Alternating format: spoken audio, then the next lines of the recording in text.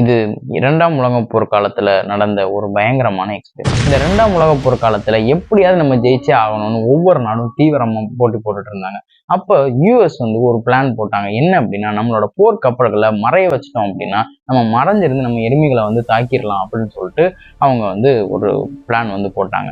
அந்த பிளான் போட்டதுனால இந்த பிலடெல்பியா எக்ஸ்பெரிமெண்ட் அவங்க பண்ண ஆரம்பிக்கிறாங்க. இந்த பிலடெல்பியா எக்ஸ்பெரிமெண்ட் பண்றது மூலமா அவங்க ஷிப்பை அப்படியே டோட்டலா இன்விசிபிளா மாத்தணும். இன்விசிபிளா மாத்தி அவங்க எதிரியை தாக்கிடலாம் அப்படின்னு சொல்லிட்டு அவங்க ஒரு பிளான் போட்டாங்க.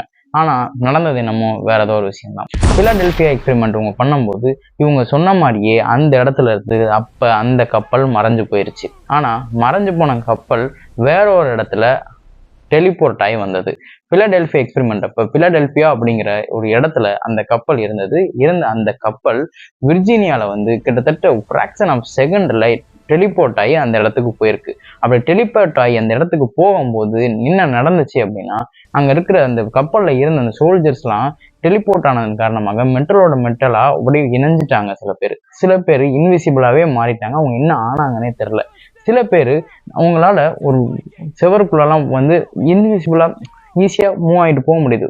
கிட்டத்தட்ட ஒரு காத்து மாதிரி அவங்களால செவருக்குள்ள எல்லா இடத்துலையும் இன்விசிபிளா போயிட்டு வர முடியுது. அந்த மாதிரி சில பவர்ஸ் எல்லாம் கிடைச்சிச்சு. சில பேர் க்ளோவிங் ஆகிக்கிட்டே இருக்காங்க. அவங்க மேல ஒரு வெளிச்சம் எரிஞ்சுக்கிட்டே இருக்கு அப்படின்னு சொல்லி சொன்னாங்க. இந்த எக்ஸ்பெரிமெண்ட் நடந்ததுங்கிறது உண்மையான விஷயம். அந்த எக்ஸ்பெரிமெண்ட்டுக்கு அப்புறம் அந்த கப்பல் என்னாச்சு, அந்த கப்பலுக்குள்ள இருந்தவங்க எல்லாம் எங்க போனாங்க அப்படின்னு சொல்லிட்டு இப்போ வரைக்கும் தெரியவே இல்லை. இந்த எக்ஸ்பெரிமெண்ட் இப்போ வரைக்குமே மர்மமா தான் இருந்துகிட்டு இருக்கு.